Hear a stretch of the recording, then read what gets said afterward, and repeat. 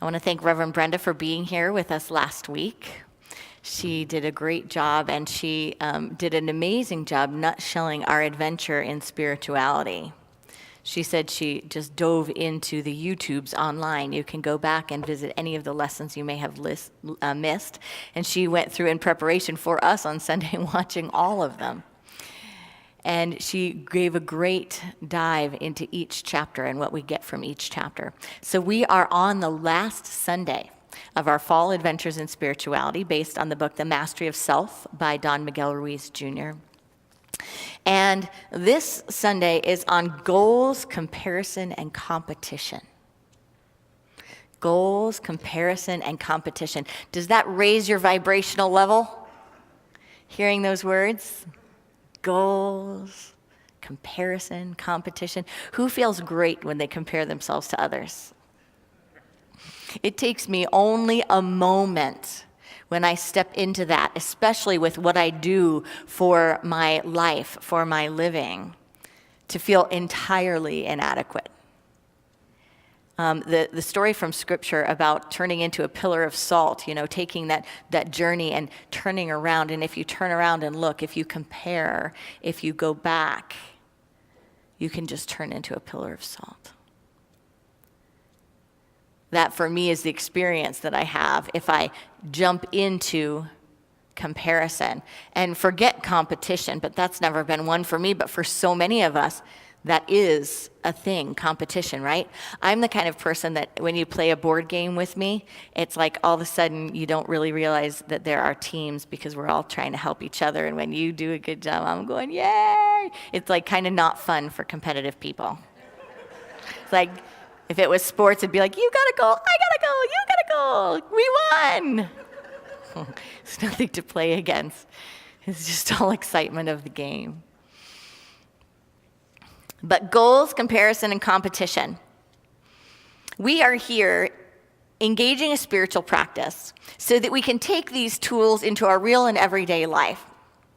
Now, the word goal is not a bad word, and really comparison and competition aren't bad words either, right? They can be very good for us. They can be very good for us to be able to see ourselves from the outside in, to be able to lift ourselves higher or motivate ourselves, to be able to go from here to there. But they can also be destructive, as Don Miguel Ruiz talks about in his book. And it doesn't really change what it might look like on the outside necessarily, but when we engage in transformation, like the song Holy Now, it changes from the inside. Where we're coming from changes. So it still may look like we have a goal. It still may look like we're engaged in a competition. It still may look like we're comparing something, but there's a difference. There's a distinction. Take sports, for example, and your sports team doing well, right? When you're really in competition in the carnal sense, you might just be wishing failure upon the other team, right? You might be wishing that something was not going to go well for them. And you might be hoping they lose, right? To come from a different perspective, but wanting the same goal, still wanting them to lose, technically. You could be coming from a different space. You could be coming from a space where you're appreciating that two teams are coming together to engage in something, to generate an energy that you enjoy, to generate an energy that creates entertainment, that creates intrigue, that creates a fascination, that stimulates you and stimulates your mind. And you could really appreciate the fact that different people have these skill sets and that they're all coming into this together to activate something that is incredibly engaging. And you could, in that sense, actually be blessing everyone. Be blessing everyone, because if everyone wasn't coming to the table and some people didn't agree that I'll come to the table sometimes and I'll be the loser, I'll come to the table sometimes and I'll be the winner. If everyone didn't agree upon that, you wouldn't even be able to engage at all. So it changes where we come from. So too can that be applied to our spiritual work. How do we live higher? How do we live more spiritually when it comes to these ideas? Because we know that our culture believes in and systematically encourages all three: goals, comparison, and competition, especially where we live, in our paradigm. Our culture focuses on it. It generates the idea of it, and in fact, it sells it to us. And if we are asleep to our spiritual practice, it'll sell us something we don't want to buy. It will sell us something self-destructive. And not only self-destructive, but it'll sell us something that destroys others as well. Most importantly, there's an activity within our culture that believes in these three things. And when I say believes in it, I mean puts our faith in it. Puts faith in having hardcore goals. Puts faith in the power of competition. Puts faith in comparison. And sells it to us.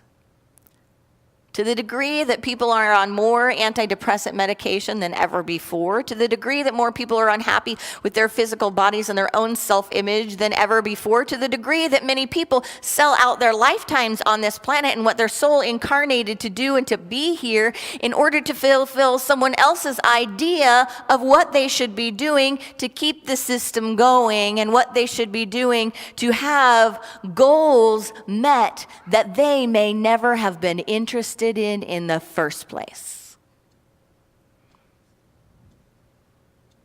There may be some goals to release. Goals that you never really consciously signed on for. Think for a moment of what our culture or our world would look like without goals, without comparison, without competition. What would be missing? What would be gone? What darkness would be lost? Just breathe into that. And then think for a moment of what good might be missing. What good could be gone? Is there a way to hold on to the good and release what is no longer serving us as individuals and as a collective? Don Miguel Ruiz starts to talk about it in his chapters this week, and he proposes the idea that yes, we can let go of the parts that no longer serve us. I was just recently at the Parliament of World Religions on behalf of all of us here, so thank you for sending me as you to the World Parliament. I had an opportunity to do a presentation with some amazing spiritual leaders, and that presentation included ideas about exceptionalism, the idea that I am better than you, the idea that good is reserved for a certain group of people, people that believe in a certain way, people that step into a certain system, and not reserved for others, and how destructive that idea can be, and in fact how the practice and the principle of God within, the Spirit within, of not needing someone in between to interpret God for you, but you being connected to the allness of God, God being everywhere present and all-powerful, how that idea and that practice can transform religion, can transform our world. Now imagine at the Parliament of World Religions, because you're coming together here at this parliament with people who believe in sharing their spiritual practice and in coming together to honor others, to learn about and to honor the spiritual practice of others. So you've got people from all world religions there coming into a communal space to learn about each other and to share and to benefit from each other. Imagine if we could bring that paradigm to the world. Imagine if the people at the parliament, the consciousness of saying, I stand before you, I present to you what my spiritual practice has been, and I honor your spiritual practice. And I don't put mine above yours. I do not believe that you need to have mine in order to be saved. I do not believe that you need to take mine or make mine the most prominent, the most heard, the most important one in order for your life to be good. But I see you, I see your practice, and I honor it. Thank you for following what helps you to be a peaceful, centered, and loving being on this planet. Thank you for following a practice and a path that helps you expand and express God. Amen? How would our world change if we did that?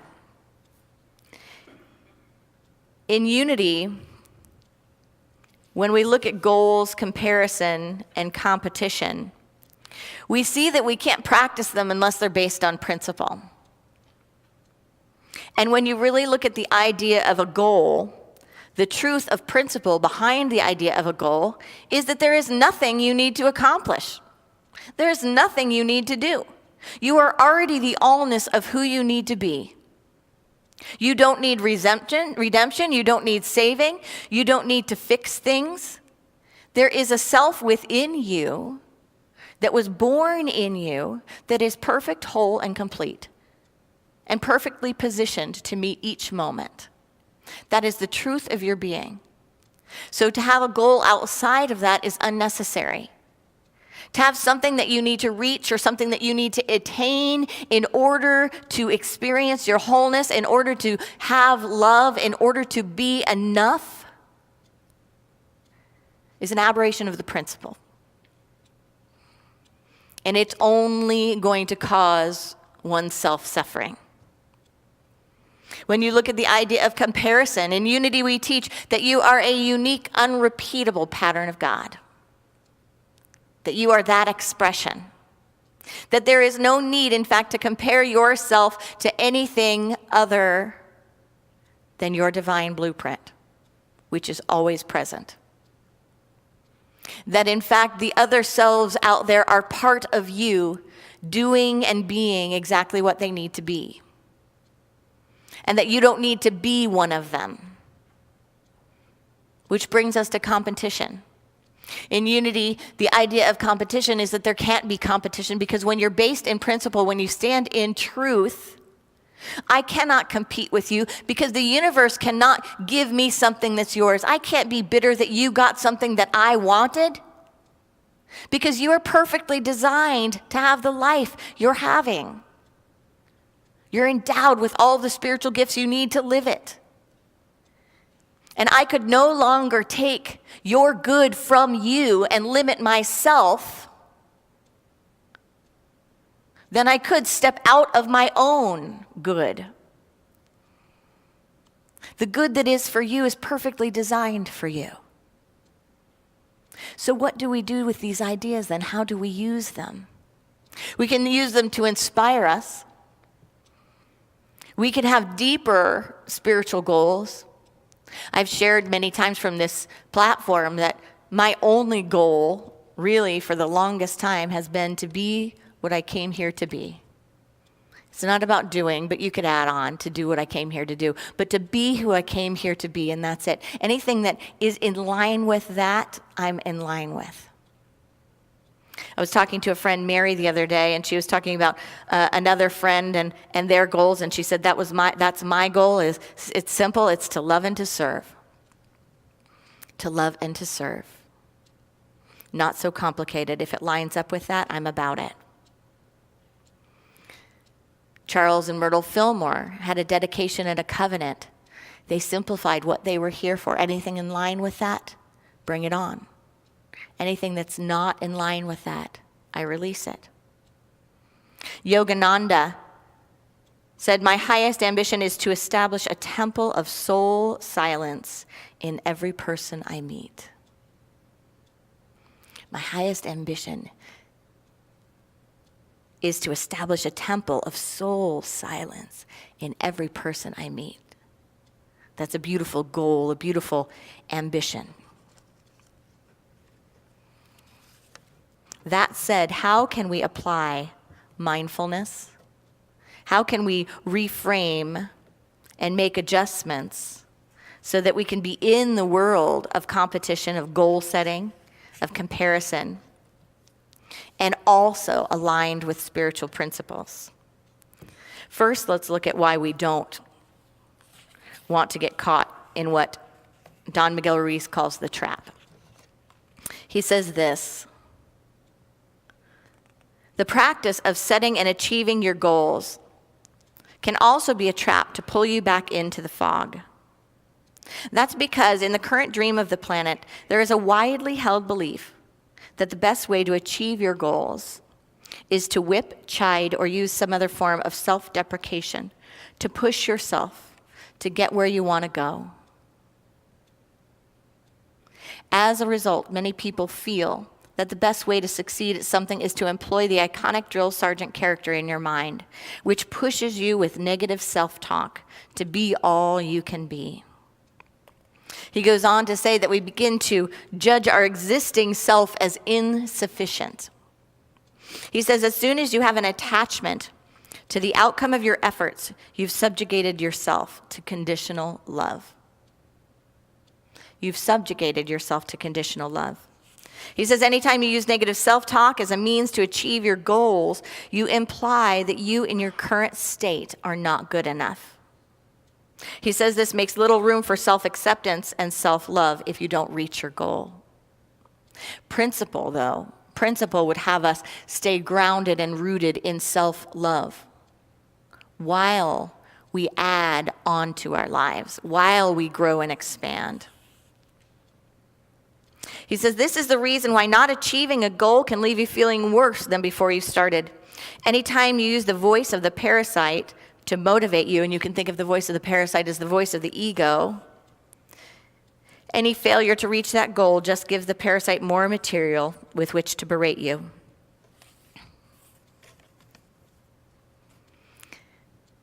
This type of goal setting can be destructive because it's not based in principle. It's based on the idea of scarcity. It's based on the idea that substance is somehow exhaustible. And it's based on the idea that we are somehow not perfectly patterned for each moment. In Unity, one of our affirmations is knowing our wholeness. All of our affirmations center around knowing our wholeness. The danger in using competition, goals, and comparison in this way is putting off our happiness to a future time, is waiting for something to change to feel our wholeness, waiting for the appearance of something, staying in the eternal when. When this happens, then I will. When this happens, then I will. When I see perfect health on the scan, then I will feel whole. When I see these numbers in my bank account, I will feel prosperous. When he or she gives me love in this and that way, I will feel lovable and like love itself. This is erroneous thinking. It's not based in principle, and it will never lead to fulfillment. Don Miguel Ruiz says, what goals do you think you need to achieve or obtain in order to be happy in life or to feel complete? Let's breathe into that question. Are there goals that you think you need to achieve in order to be happy or feel complete? Do you need to feel loved by a specific person, make a certain amount of money, get a certain amount of praise or recognition or social standing in the community? Do you think you need to obtain even some great spiritual realization? Do you need your body to look a certain way? Breathe into that.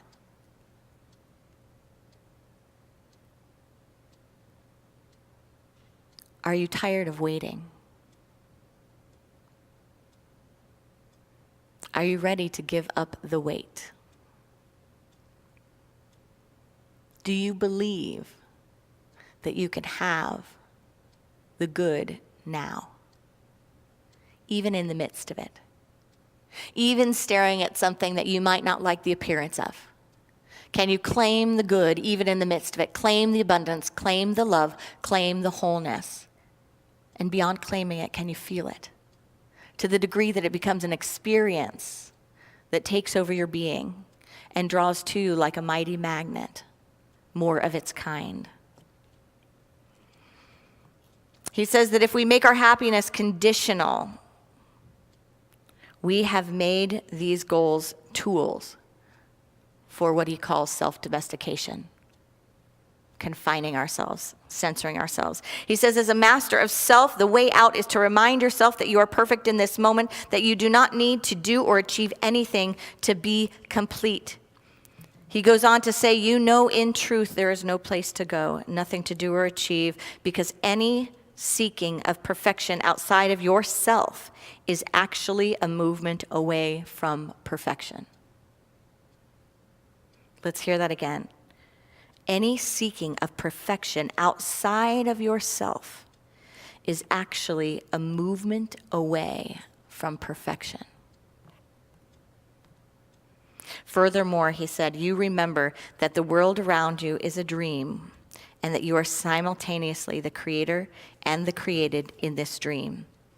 So when we step into alignment, when we step into love and we come from this place, we let go of conditional love. We let go of fear. We let go of doubt. We let go of self-deprecating ideas.